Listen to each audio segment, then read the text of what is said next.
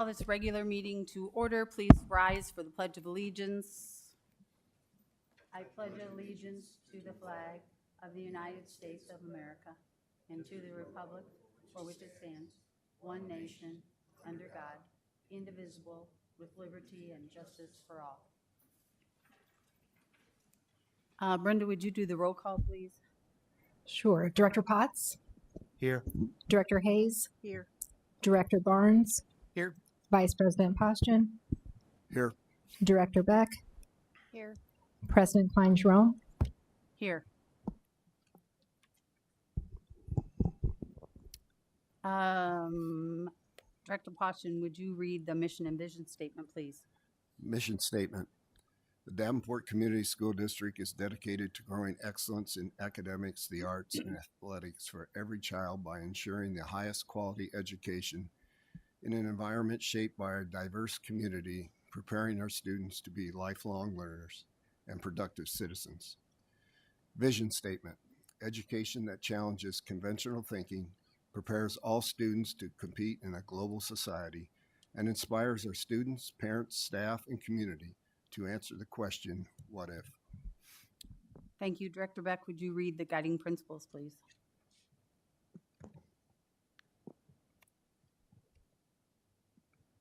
Sorry. All right. Guiding principles: opportunity. We provide abundant opportunities to empower students to reach their full potential academically, creatively, and socially. Collaboration. We foster an environment that allows students, families, and community stakeholders to come together for the betterment of our students' education and future. Transparency. We share relevant and important information with our students, families, and the community to maintain open and productive communication. Thank you. Superintendent Schneckloff, would you please read the goals?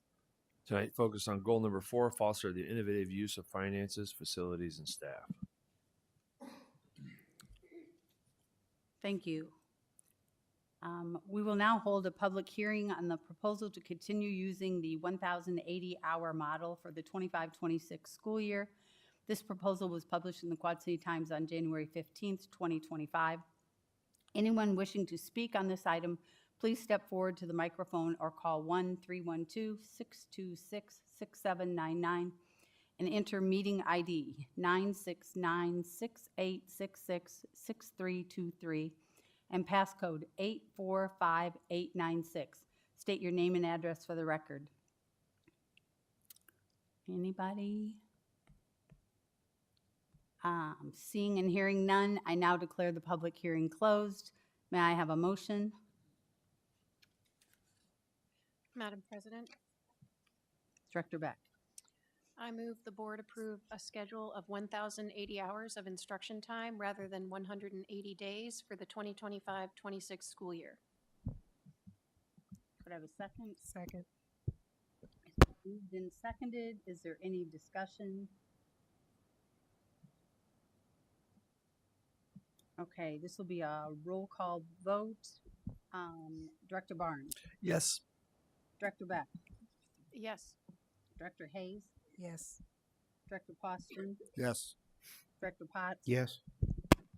And my vote is yes. Motion carries. Next up is we'll hold a public hearing on the proposed start date for the 2025-2026 school year on Monday, August 25th, 2025. This proposal was published in the Quad City Times on January 15th, 2025. Anyone wishing to speak on this item, please step forward to the microphone or call 1-312-626-6799 and enter meeting ID 969-6866-6323 and passcode 845896. State your name and address for the record. Anybody wishing to speak?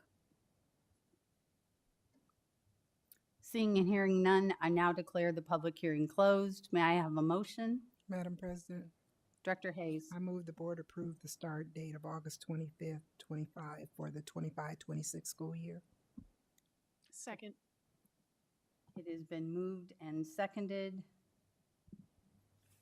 Any questions or discussion? Seeing none, again, roll call vote on this. Director Barnes, Yes. Director Beck, Yes. Director Hayes, Yes. Director Poston, Yes. Director Potts. Yes. And my vote is yes, motion carries. Reports by student board members. So I guess we'll start down here. Yes, we will. All right, starting off, there will be a middle school band concert. Sudlow, I know specifically, February 22, the 22nd. I do believe that is Solo Fest for the middle schoolers, so an exciting time. Over at Central C-Term, we have a new attendance incentive. You can get an opt-out Chick-fil-A gift card or 100% fully catered lunch if you're there 100% of the time. At Garfield, their character strong trait of the week is perseverance. So they're working on being strong and working through challenges. So that's something they're working into like the kids' daily routine and like trying to teach them a crucial life skill. Friday, they also have a guest speaker called Mr. Hatch with the book Somebody Loves You. He'll be coming in and talking to the students. And then book club all week long for all the different grade levels. So yeah.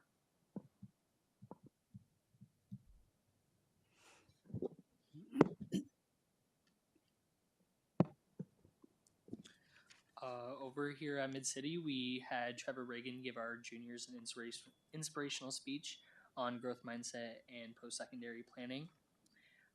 Community based skill groups will be starting tomorrow. Also, we are almost finished with our January attendance challenge. This is to celebrate students with 90% or higher attendance. And our enrollment has increased since the start of the new term. Our youth leadership is having a meeting with Connie Dobbles about the quality of our lunches on Thursday. Our new competency-based education class, Culture Canvas, which is a world studies and art credit, has started. And we are working on a school-wide urban farm podcast hosted by me, Nevaeh. And that's all for Mid-City. And from West High School, there is much effort being made towards the students, especially the seniors, obviously, in completing their FAFSA and getting ready for college. There's still some focus on improving education, just as we have a special needs gym class specifically for those with other kinds of challenges that aren't typical. And then let's see. That's all I can think to report.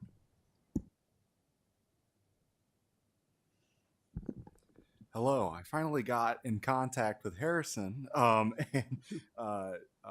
Mr. McKenzie is retiring, and he facilitates the Girls Who Code group, and so he's asking for somebody to step in and be the person who runs that. I'm sure that's a really big thing. They also are doing this dance there on February 7th from 5:30 to 7:30. They got to bring a parent with them, but it looks like that could be really fun. And then they are also at Harrison. They're also doing an attendance thing. That must be a Davenport North thing or Davenport Community Schools thing, because we're also doing that. For them, though, the incentive is bingo, and you just gotta have 2 or less absences.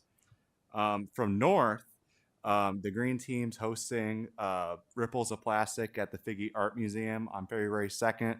I went on the radio actually to promote it, and some of my Green Team members will be on Channel 6 News. I can't remember what time, but they'll be on there. It should be pretty big, I think. Joy Club's also doing on February 20th a winter holiday themed trivia night. And that should be super fun. And then McCreary won the science teacher, I think, of the state of Iowa. I know her very well. I have a bunch of clubs with her. I've been in 3 classes with her. I was actually in the class that they have to take the video for, and a really big honor. She gets to meet the president, go to Washington. Man, that's going to be cool. So, yeah.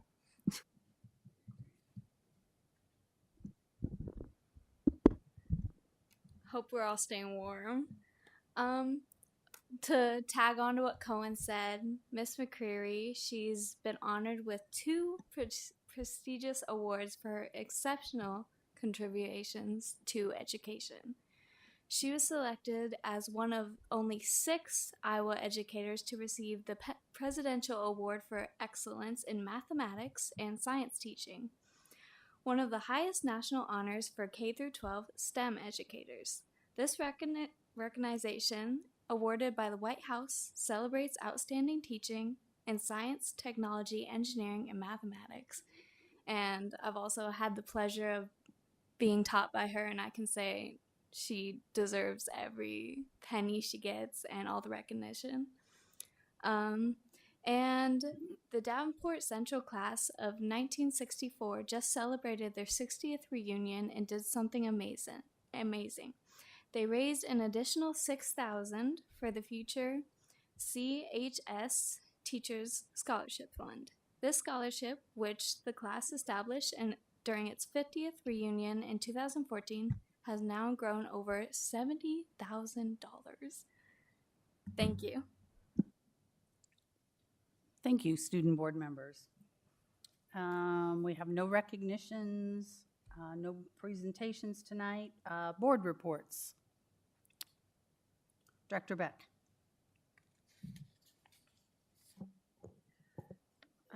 Yeah, I had an opportunity to go visit Hayes last week to see the new Amplify CKLA language arts in action. And I just wanted to say thank you to Ms. Thomas, whose kindergarten class I observed. She is a relatively new teacher, first year in kindergarten. It was amazing. All of her kids knew all their letters, were really on top of all the letter sounds. And I asked her afterward how many of those kids actually had preschool and came in with some background. And she said only about a quarter of them. And 100% of those kids were actively participating in that class. And then I was able to observe Ms. Breen, a 4th grade teacher, and it was an earth science lesson. And I can say that those lessons are very rigorous. And I can, and I appreciate the work that the students are going to be putting in to really understand and learn to do some critical thinking skills. I did also want to thank Mrs. Ripslinger, the literacy coach there, who spent some time talking with me about how some of these programs work. And then I also went to the Central High School Show Choir premiere, and it was fantastic, as one might expect. Show choir is always fantastic, no matter what school it's at. But I just wanted to say the choreographer who has been with the Central for 20 years, Andy Haynes, retired that night. And one of the students, Ella Strader, painted a portrait as a going away present. And it was a very, very good painting. Even from way up in the stands, I could tell. But she painted him with a crown on his head, looking like a king. It was very, very heartfelt, and just goes to show the kinds of people who dedicate their time to our students and the success it brings. Thank you. Anybody else?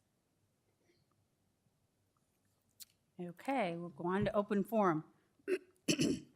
Excuse me. Open forum is a time for the members of the community to give input at a board meeting regarding school district issues or concerns. Individuals who want to speak, please fill out an open forum request and give it to the board secretary prior to open forum. The form is available in hard copy for in-person attendees or on the school board page of the district's web page. For those who want to participate virtually, virtual participants must email their request to Brenda T. at tbren.davenportschools.org by 3 o'clock on the day of the board meeting. The board will not act on any issues presented during open forum if it was not published as an agenda item. Iowa open meeting law prohibits action on any issue that is not on the agenda. The president may set the amount of time allowed for individuals to speak. The board asks that no charges or complaints be made against individual employees of the district or community. Remarks that reflect negatively on the character or motives of any person will be called out of order. You will be asked to state your name and home address prior to making remarks. Please note that the board meetings are recorded and the recordings are available online. To participate virtually, call 1-312-626-6799 and enter meeting ID 969-6866-6323 and passcode 845896. We do have two open forum requests. The first is Evan Shank. If you could come up and please just push the button, it'll turn green, state your name and address, and you'll have 2 minutes. Good evening. My name is Evan Shank. I live at 5600 Jersey Ridge Road, apartment 05. I also teach social studies at North High School, and I am a building representative for the Davenport Education Association. Last week, the Department of Homeland Security rescinded guidance that restricted U.S. Immigration and Customs Enforcement agents from entering sensitive locations like schools and churches to detain or arrest suspected undocumented immigrants. Over the weekend, ICE mounted nationwide raids, specifically focusing on the city of Chicago. Those are expected to continue this week. There was also a specific incident that took place at an elementary school in Chicago that involved U.S. Secret Service agents who were trying to enter the school to question an 11-year-old child. School staff misidentified them as ICE agents and denied them entry per Chicago Public Schools policy. This is a national issue that may affect our local school community, even in cases where there are merely rumors that ICE is present in a community, let alone actual immigration enforcement operations. It has a significant effect. This was the case in Iowa City. There were rumors that ICE agents were active in Iowa City, and it had an impact on attendance by families of immigrant backgrounds keeping their children out of school. The National Education Association has recommended that districts adopt safe zone policies outlining what educators and staff should do in the event of an attempted immigration enforcement in a school. NEA also provides model resolutions and policies that school boards can use as a basis for developing their policies. As a member of the learning community, I'm not aware of any specific DCSD policy. This is a brand new issue just over the past week. But I think that it would be good for the district to consider implementing such a policy. Thank you for your time. Thank you. Next up is Naomi Brown.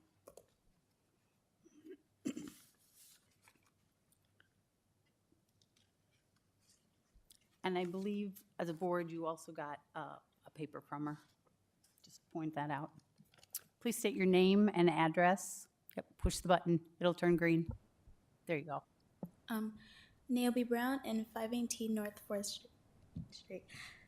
Good evening, Davenport School Board members. My name is Naomi Brown, and I'm a freshman attending Clinton High School. I would like to take this time to propose my idea to all of you this evening.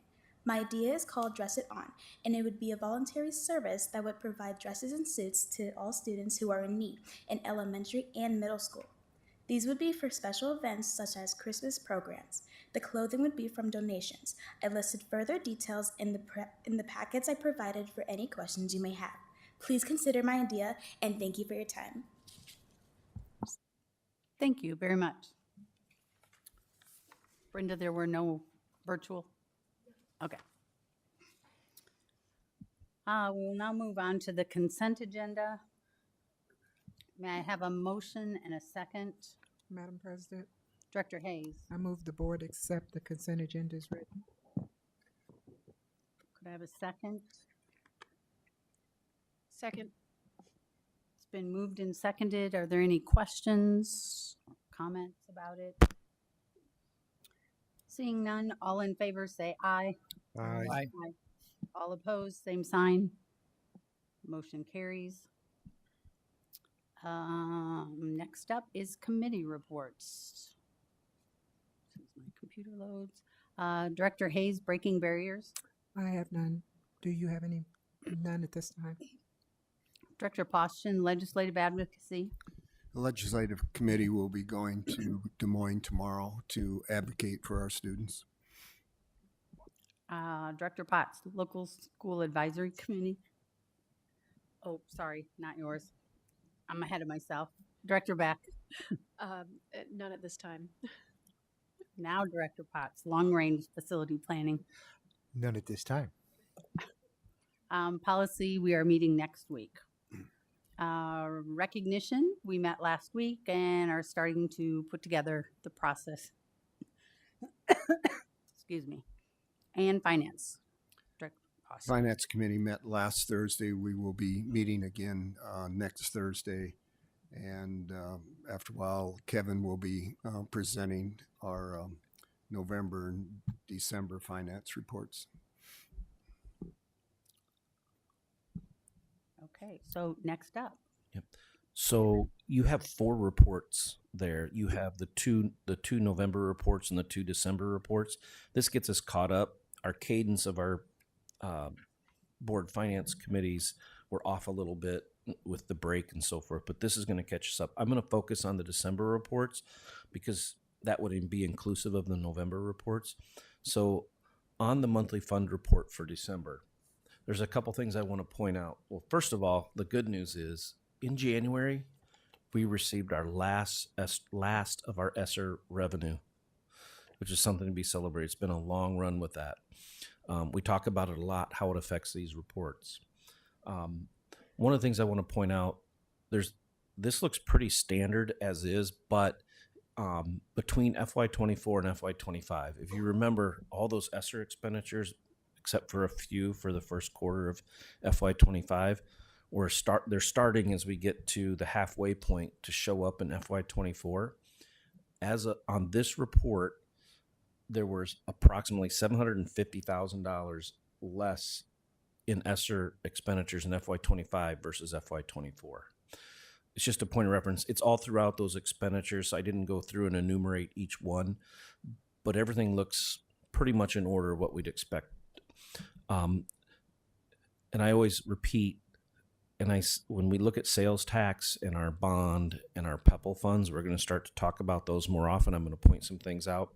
Again, that other objects expenditures on sales tax matches on page 2 are the revenue and our debt service, because as we're paying this first round of debt off, we have to encumber those funds each year and move those each month and then move those funds. So you're seeing our debt service being loaded up. So when we make the payment at the end of the year, we're good to go. We'll always have a full year's worth of debt in that debt service fund, move from sales tax in this case. The other thing I wanted to point out was in our other fund 31 on page 2 of this document, you'll see that we have a $71.3 million balance. That is from last April to June and has a beginning fund balance and then what we spent this year. So that's kind of going to be working down to zero as we start getting these projects cranked up. It's always good to watch that. So I just wanted to point that out. So that's the kind of number we watch. As we get closer to zero, we know that we're going to borrow that second $80 million that we've talked about.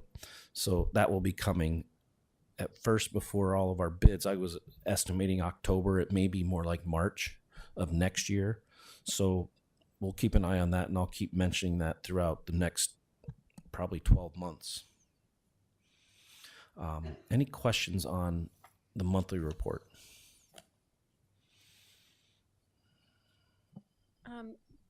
I know I probably ask this question every year, but it's kind of need a yearly reminder. Can you explain why there is a deficit listed for FY24 and FY25 under the general fund? So on the first page, they're in red there, right? The 4 million amounts. Can you explain how that works? You bet. To the untrained eye, it might look like we were back where we were a few Yeah, years ago. we're not. So this is 6 months of expenditures, but when you think of our state aid, which is a little over half of our revenue, we're only August, September, October, November. We're only 4 months starting in September. We don't get July and August state aid. So the state aid will catch up to us as we get closer and closer to the end of the year. That's why you see that amount. And it's a good point to point that out, because the FY22, there was ESSER funds that we received before we spent it. That's why it was a surplus. So some of those grants play some tricks on us on those balances from month to month. But that's the main reason why is that state aid is only 10 months a year.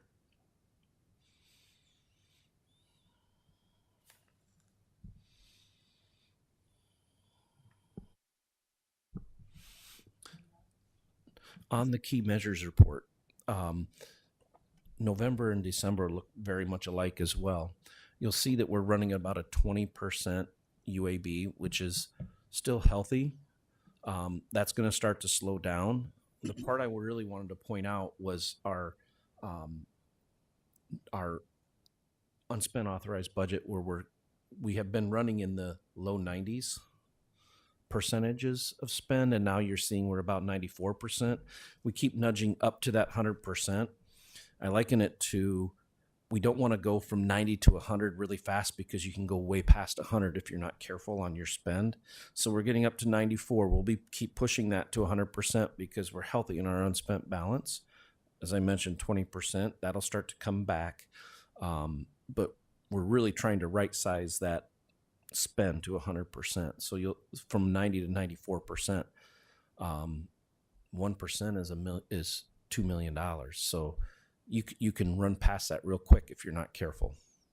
And you'll see our solvency is kind of doing the same thing. As we nudge to 100%, our solvency will start to come down. Our solvency is still rising, but when we get to 100%, you're going to see that solvency start to come back down. We don't want to rush things in it, but we also want to make sure we manage it so it gets below the 20%.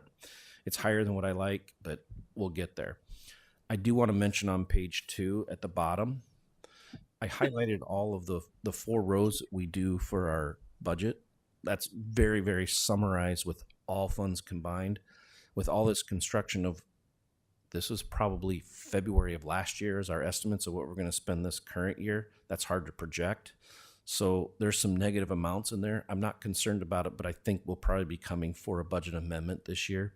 It doesn't change anything tax-wise. It doesn't change anything. It's just a report to the community that this is where we thought we were going to be. This is where we're projecting we're going to be. So we'll make an amendment to adjust those. Mainly those are in the construction side of things, and it's timing things.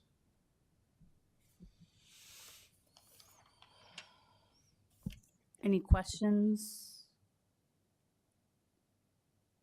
Thank you, Kevin. Sorry, I got to write myself a note. Okay. Next up, 1001 delegate to MBAEA Director District Convention for Districts 1 and 4. May I have a motion? Director Poston. Madam President, I move the board appoint President Klein Jerome to cast the board's weighted voting power to select 2 elected district candidates, 1 each in District 1 and 4, who will serve on the Mississippi Bend Area Education Agency Board of Directors. Second. It's been moved and seconded. Do I have any discussion? Director Beck? Just to clarify, this is just to vote for the people who are running to fill the seat, Right. correct? Okay. Correct. Any other questions? Okay, all in. Oh, are we voting on this, or I don't see? Okay, it's not on my paper. Okay, all those in favor say aye. Aye. Opposed, same sign. Motion carries. Next up is approval of the negotiations team. Madam President, Director Potts, I move the board approve the negotiation team for spring 2025 as presented. Second. it's been moved and seconded. Any questions? Director Beck? In the past, we've had 2 board members on that team. Is there a need for that, or is it just a minimum of 1? I don't think we have a number. Okay. So, yeah, I just Okay. took one. Partly because of a time commitment. It is 3 full days this year. Yeah. And that's kind of hard for most people to get away and do that. Any other questions, comments? Okay. All those in favor say aye. Aye. Opposed, same sign. Motion carries. Next up, discussion about playground replacement. Superintendent. Thank you, Josh. So, continuing on our long-range facility plan and PEPL funds planning, we did an evaluation of our playgrounds about 1.5 to 2 years ago, and we have just an ongoing list of playgrounds based on safety and degradation of the product. So, this year we're looking to replace the playgrounds at Jackson, Garfield, and McKinley. We were able to get a $50,000 Scott County Regional Authority grant for McKinley, which will help us go a little further with our PEPL funds. Last year we did Truman. Typically every year we're planning to do 2 playgrounds per year. So doing 3 this year gets us kind of caught up to where we were going to be last year. Last year we did Truman because we were doing the other project there and it was a good time to do it. We're also trying to make them similar to each other. So one playground's not completely different than another one. A lot of parts that are similar. So if we need to replace stuff, we can keep one thing on inventory rather than 5 different colors and types and stuff like that. So we're trying to do that as much as possible. And these are very similar playgrounds to each other. Any questions?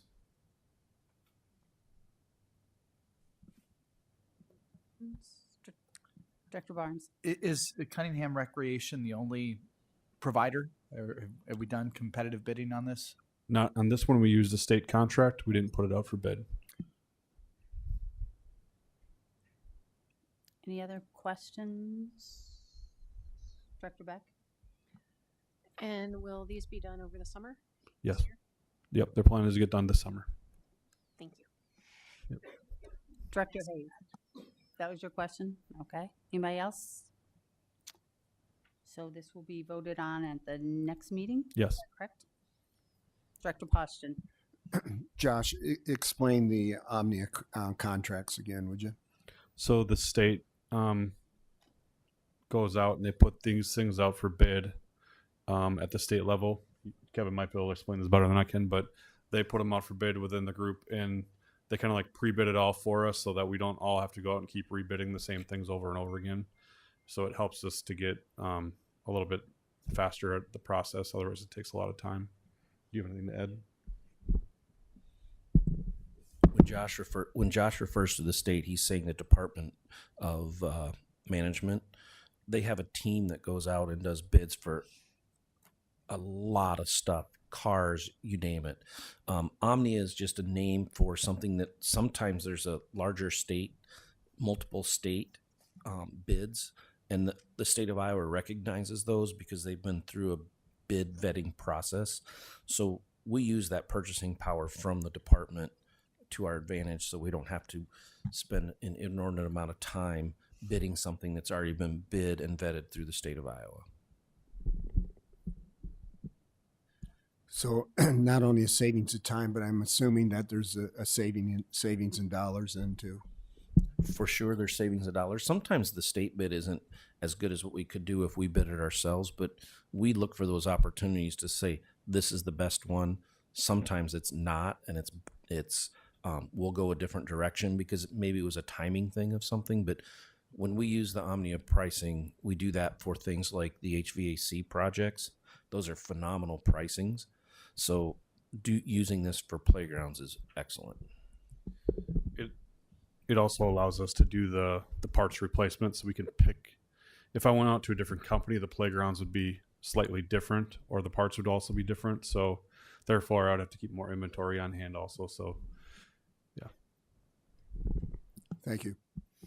Any other questions? Any other information you need before we bring this back for a vote? Okay, thank you. Next up, superintendent report. I'm going to talk about Mr. Cohen in my superintendent report. So during my class visits, I see levels of engagement all across the district that are actually inspiring.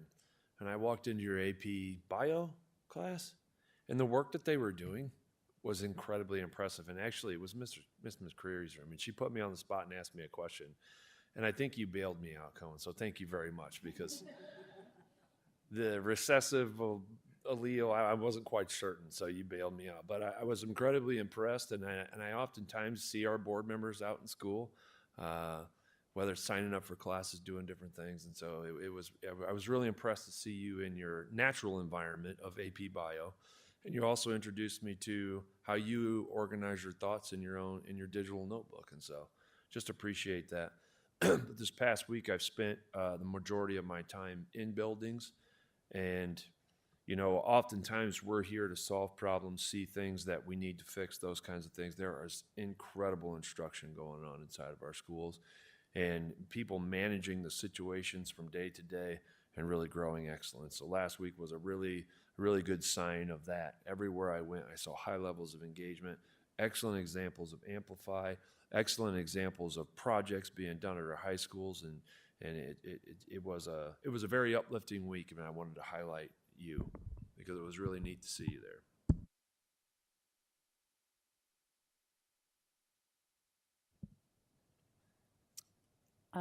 Administrative reports. None at this time.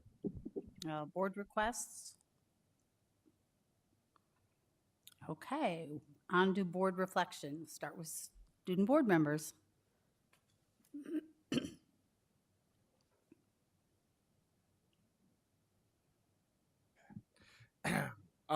Well, I'm happy. So the financial stuff, that's great. I think it looked well. Thank you for the shout out, Smeckloff. And I think we had. I really liked this girl's idea, and actually, I'm gonna reach out to her and see if my Joy Club can help her. So yeah, sounds good. I thought it was good to hear that the playgrounds, especially, were getting, I'm assuming, improved, not just replaced. Because I know personally, a long time, not having recess, it's just like you remember how fun it was to just be able to be a kid when you were a kid. And there was times, because I went to a private, elementary school, and the recess wasn't always the best because there's things you wanted to do, but the bigger, the better, I'd say. And also, I think it's good that we're doing well with our finances and that we're not off track. So, yeah.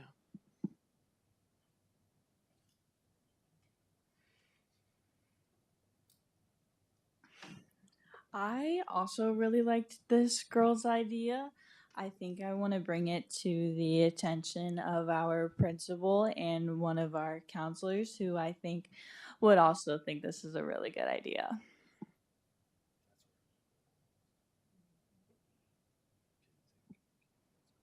I'm sort of going to echo what Jackson said. I think it's a great thing that the playgrounds are being done in the summer because I remember being in like 4th grade at Harrison when the playground was getting replaced. Fortunately, I did have to switch schools between that, but it was kind of sad seeing the playground there and just like not being able to be on it. So, good thing it's being done over the summer. Thank you. Director Poston.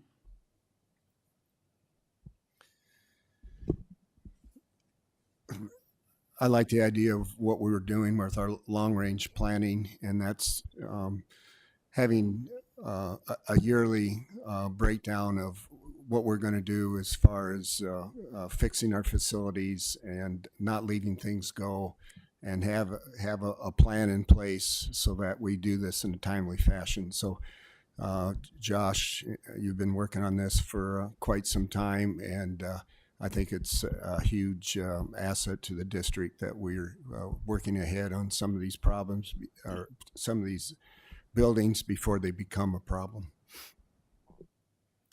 Director Potts. On the playground theme, it's random, disorganized chaos play is something kids don't get to do very much anymore. And it is so essential.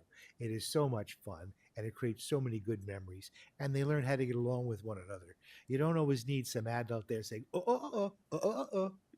And I'm assuming we don't have any seesaws or teeter totters in there. See, no swings either, right? Oh, okay. A comeback. Director Barnes. I think that tonight I've gone back to our mission and vision statement and guiding principles in light of quite a bit of uncertainty across the country and in school districts and in buildings right now. And I think we'd be well to remind the community that our mission, vision, and guiding principles do not discriminate against any student or family, and that our job is to provide excellence for every single student who is in this school district. And in these uncertain times, I think the more that we can do to provide certainty that we offer a safe, inclusive, and empowering environment for our diverse community, I think that that's critically important at this moment, in particular for the school board. Director Hayes. I actually enjoyed both of the open forum presentations. They both were very informative, as well as the financial report. Every time Kevin comes up, he has something different for us, and it's always in a positive numbers. And I like that, having been here when the numbers were not so positive. Director Beck. So first, I was actually going to kind of echo what Director Barnes said. I think it's important to remind the community that we're here for all of our students, no matter what, and will continue to be that way, be so. The second thing I wanted to say is I just love hearing the student board reports, and I really look forward to your podcast, Nevaeh. So please send us a link when you have it ready. And then finally, I have been complaining for several years about McKinley's playground. And so it is so nice to finally see some movement. And I know other schools are excited as well. I know McKinley is not the only playground that sort of also acts as a neighborhood park. And so even if it's not for our students, it's important to have those spaces for all of the kids to play. So, Superintendent Schneckler. I'll kind of take a different route. The calendar. It is a very daunting task to get everyone on the same page. And I'd like to celebrate John Flynn for putting that together. All of our cabinet members have other duties as assigned, and the calendar happens to be his, and he does an awesome job with it. Very similar to other projects that he gets his hands on. It's done well. It's done right. So just big shout out for getting that done well, John. Much appreciated. I would like to thank student board members who focused on attendance and what buildings are doing to improve attendance this semester. So I was like, yay. And you didn't just focus on yours, you also talked about elementaries and feeder schools and things. So I thought that was great. It's always good to hear that our budget is where it should be, because I got on this board when it wasn't. And so to see that we're making that progress always is a good thing. So before we move into the next section, I'm going to call for a 5-minute break, and then we will do the interviews for the board member candidates.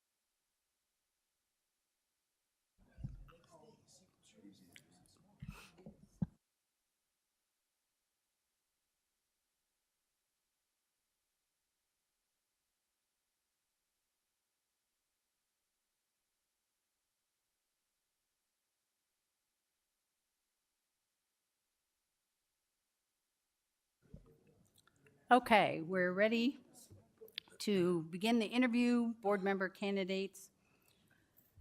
The Davenport Community School District Board of Directors announced the process to fill the vacant school board seat left by the resignation of Director Daniel Gosa. The board accepted letters of interest from members of the community for the vacancy until 4 p.m. Wednesday, January 22nd, 2025. The following candidates have submitted letters of interest: Jake Ward, Lori Yankee, Andrew Kaufman, and Jeremy Franks. Those submitting letters of interest will be interviewed at tonight's board meeting. The board will vote later in the agenda to select an individual excuse me, to temporarily fill the vacant term. The individual selected will be sworn in no later than February 5th and take their position on the board immediately following taking the oath of office. The appointment to fill the vacancy is temporary until a successor is elected and qualified at the next regular school election on November 4th, 2025. The appointed board member will serve until the general election in November, when they could choose to run for the remainder of Director Gosa's unexpired term or step down. The director elected in November 2025 would serve until November 2027, the remainder of Director Gosa's term. First up will be Jake Ward, and if you just come up to the table.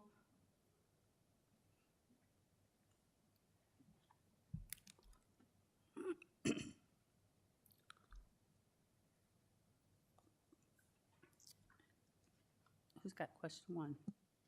Do you want me to? Yeah. Yep. All right. So, question number one, tell us about yourself. Sure. My name is Jake Ward.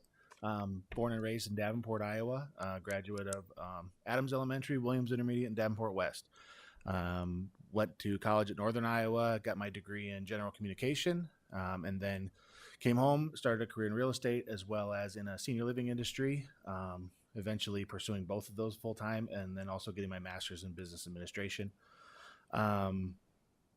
Gave up real estate recently, and as my kids are growing up, one full-time career is plenty, and so getting more involved in what they're involved in, getting more involved in the things that our district has to offer and our city has to offer, and it's just been something that I'm excited about, and trying to find ways that can give back to my community, not necessarily just from the school board, but other ways, whether it's volunteering, coaching, things like that. Grew up in athletics, grew up in the music industry, so show choir, band, choir, whatever the rule was. If we participated in a sport, mom said we had to do music. Otherwise, we couldn't do the sport. So did lots of sports, did lots of music and extracurriculars. Yeah, that's just a little bit about me.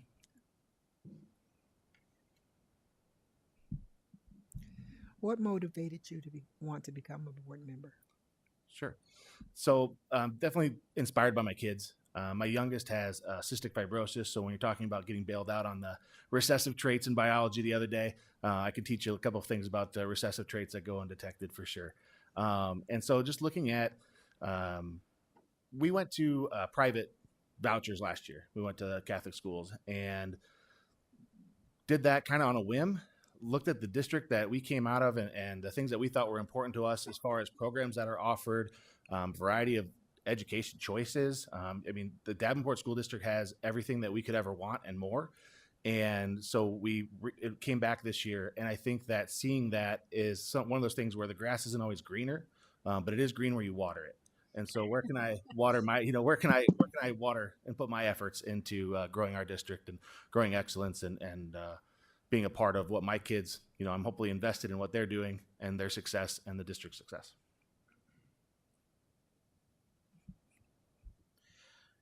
What do you see as the current challenges facing public education in Iowa? Well, I think the ESA vouchers is a big challenge.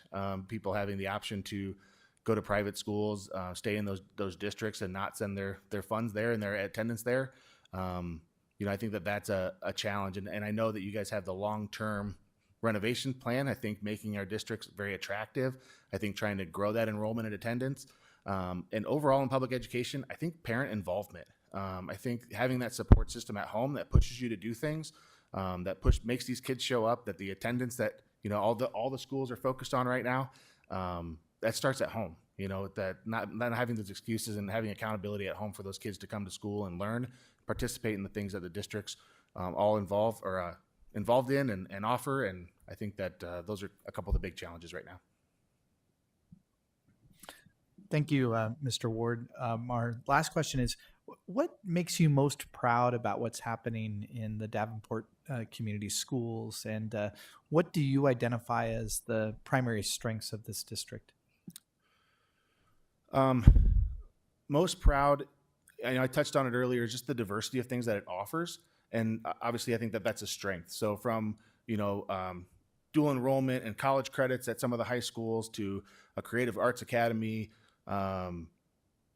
to different variety of coaches and things that the district, that we had a recent success at West. And when that team was undefeated, I mean, I don't know anybody that wasn't talking about it, and I think that the capital investment back into these schools right now is something that we should really be singing from the mountains. I think that we should be able to say, hey, we're putting the time and money back into this. We want people to come here. We want this to be a destination district that people aren't overlooking, and I think that a few years ago, there was some, I don't remember exact terms if I didn't follow it that closely, but citations and things that the district worked really hard to get out of. And I don't think we talk enough about the success or hear about as a general public person, enough of that success and how we worked our way out of that and the positives that came out of that. So. Thank you. Thank you. Next candidate up will be Lori Yankee.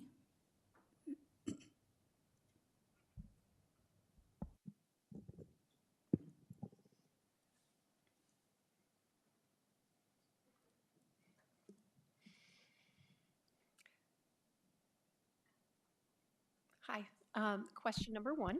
Tell us about yourself. Sure. My name is Lori Yankee. I have lived in Davenport for, oh my gosh, almost 30 years, just to give you a tipping the hand of my age here. I'm married. We have 4 daughters. All 4 or 3 have recently graduated through Davenport schools. 2 at West and 1 at North in the dual enrollment program. And our youngest is currently a sophomore at West. I am a full-time federal worker and very active in our federal AFG, which is the American Federation of Government Employees Union, a steward there, and deeply active actually on the state level as I am on my second term of the Special Education Advisory Panel through the Department of Education, which has provided an amazing bird's eye view of special education across the state and allowed me to meet wonderful people throughout the state and administrators across the state, just giving a really beautiful view of Iowa public schools, whether it's special education or just general education. It's been a wonderful experience. Beyond that, I spend a lot of my time with my kids and their investments and unfortunately writing check upon check to universities. So beyond that, that is how we spend our day at my house. Thank you. What motivates you to want to become a school board member? Well, what motivates me is community service. My full-time job is serving. It's serving a public. I work at the Iowa City VA, in the Care and the Community Department. My patient load or the caseload is quite large, and it's quite elderly, as our focus is in-home cares. And that community service is just a driving passion within me. And Davenport schools, as you well know, as I've known many of you for years, whether it's been friendly or not at times, is that I am very passionate about our schools and our Davenport community. And the schools are the heart of the community. And the idea to be able to better our community through our school district and be a part of that is a driving force.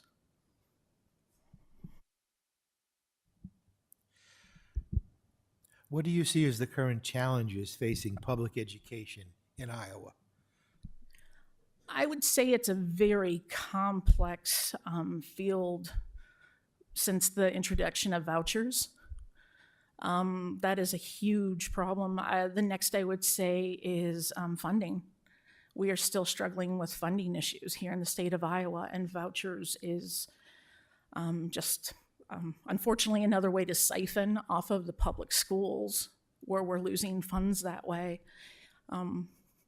That is definitely, then if you want to throw in conversation about the AEA and the impact of how services will be provided to all of our students within the Davenport schools, that is a huge issue, I would say, for our state as they're sorting that out. I don't think their next meeting to discuss that is even until February. They passed a law and haven't sorted anything. So as we sit here with bated breath to see how that will work out, money is a huge issue for public schools. Ms. Yankee, what are you most proud of in our school district, and what do you see as the school district's strengths? I'm so glad you asked me that question because I spent some time thinking about that today. I may go a little off record than what some others have said, and I mean, Jake did a wonderful presentation of sharing that. I would say I'm most proud of, and I think is our strengths, actually one and the same. I would start with the dual enrollment program at North. It is not only a time saver for our students that are on that college track, it's also a cost saver. They are coming out prepared and automatically into the system. I mean, I can speak a very myopic view of my own student and her experiences on that. That is something that we should be singing from the praises. When we talk about all the great things of Davenport, that is one, because the other districts really don't have something established quite like that. Another one, again, off the beaten path here, I would say the unified sports system. Now, mind you, my heart is in special ed with my daughter being there, and if you have not followed that and having West be honored like that, that opportunity for that class of students is incomparable, really, and it builds lifelong friendships and opportunities of inclusiveness. It shows our inclusiveness and empathy, and it's a strength of our district. And then, as everyone would say, our arts. But my focus on the arts would be, my children were deeply involved in the arts, whether it be marching band and band or orchestra or choir. I would really say our strengths is really our directors in those areas. Because, I mean, I think it was a month or two ago, we brought out the new AD, and he talked about how the coach really inspired him. I have not met a band director that could not inspire you to come to school or inspire you to keep practicing or playing, or a choir director. I mean, that is a huge strength for us. And there's proof in that and how our arts are displayed, whether it's the show choir show-offs or the marching band or the marching band gatherings that we have in the fall, which all of you should attend. That is a huge strength, a huge jewel in our crown here that we should be promoting across. Thank you. Thank you. Next up is Andrew Kaufman.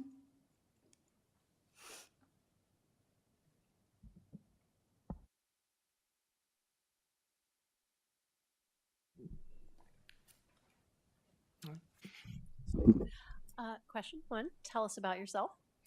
Okay, I'm the father of Matthew Kaufman, a 7th grader in Davenport school system. My name is Andrew, married to my wife Kendra for almost 16 years now.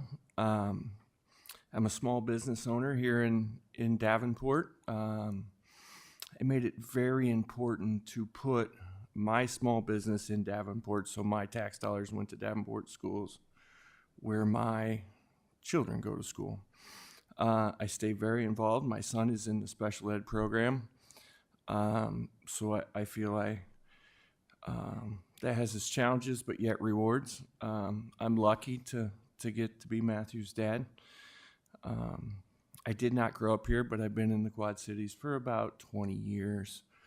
And this is home, and this was where I'll always be.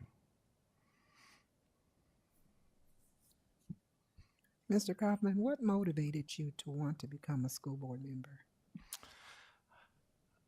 When I was a kid, I grew up in a household that was very underprivileged. I grew up poor with parents that didn't really care about me, right?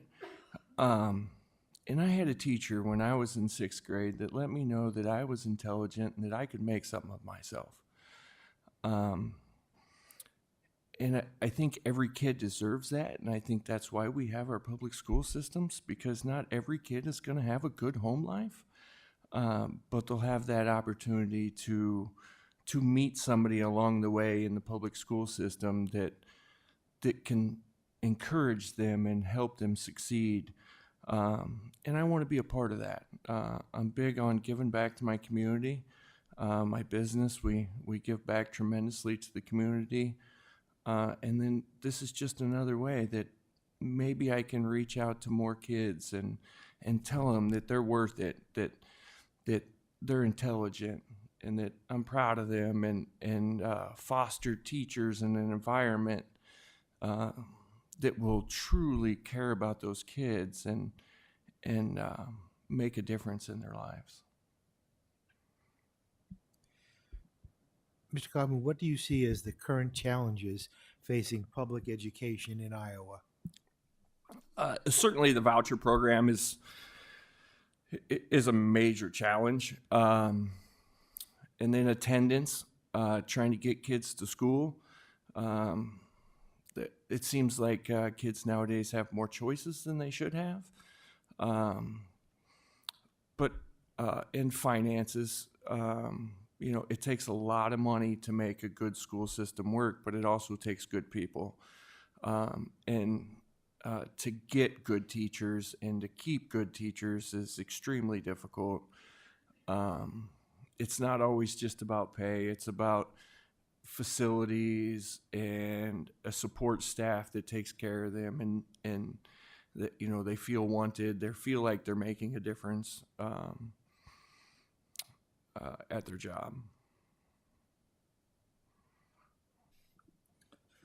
Mr. Kaufman, what are you most proud of in the Davenport Community Schools, and what do you see the strengths of this school district?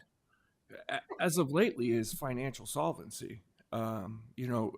As you guys all know, and everybody in the room knows, Davenport Schools had some real problems 6-7 years ago. And the work that's been put through to bring Davenport Schools where they are today is amazing.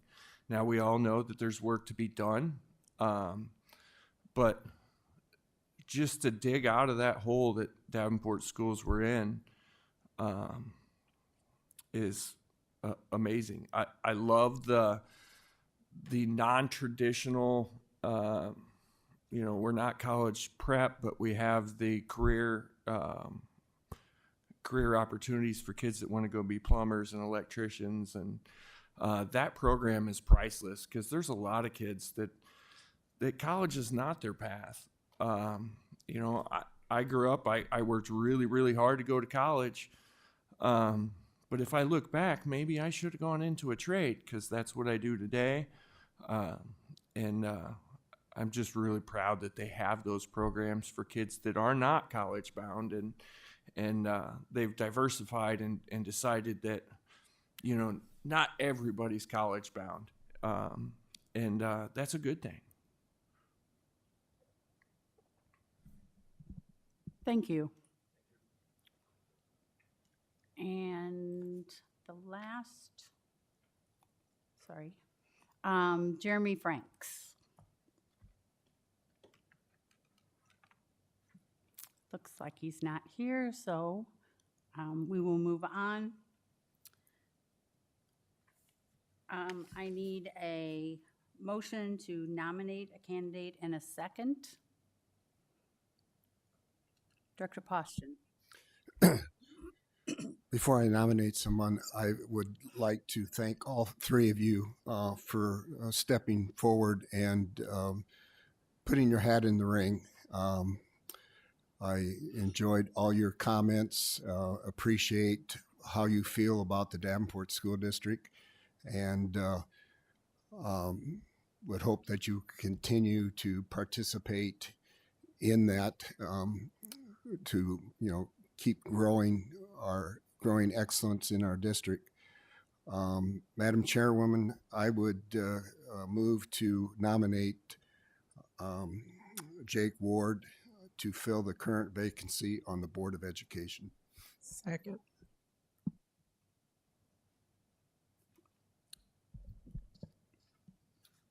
Are there any, we vote on this one, right, now? Are there any discussion? Director Beck? I just want to say that kind of what Director Poston said, I think all three of you have excellent qualifications and bring an excellent perspective to the board. And so I think it's going to be a tough decision because I think each of you is very clearly passionate about the district. And I want to thank you for coming up here, putting yourself out there, and sharing your stories with us and your reasons for doing this. And I also encourage you, should you not get selected, to think about participating in our local school improvement advisory committee, which is a committee that serves the board but includes members of the public and does not have has some parents on it, but I know we could use some more. So, and especially people who are passionate, like the three of you. So thank you. Any other comments, discussion? So how does... Okay, and this is a little different than what we did the last time.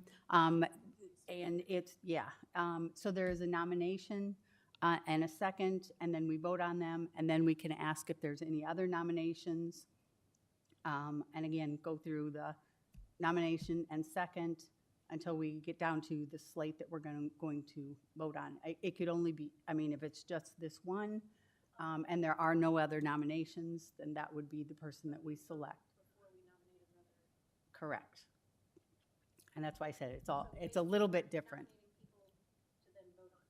Correct. Okay, seeing none, and I'm going to do this as a roll call vote.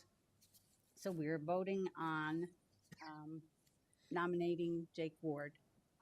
Director Barnes. Yes. Director Beck. Yes. Director Hayes. Yes. Director Poston. Yes. Director Potts. Yes. And my vote is yes. Okay, are there any other nominations? Director Beck. I would like to nominate Lori Yonke. Is there a second?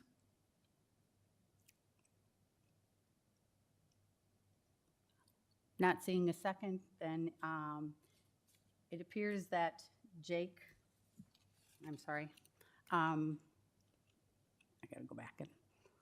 Jake Ward will be our, we have unanimously agreed to put him out there so that he is our next school board filling in for Director Gosa.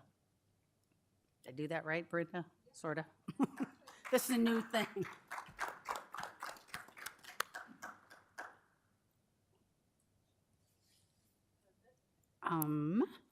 May I have a motion to adjourn? So move. Could I have a second? Second. Second. All in favor, say aye. Aye. Aye. Nays, same thing. Meeting adjourned. Jake, you might want to come up and talk to Brenda. Thank you.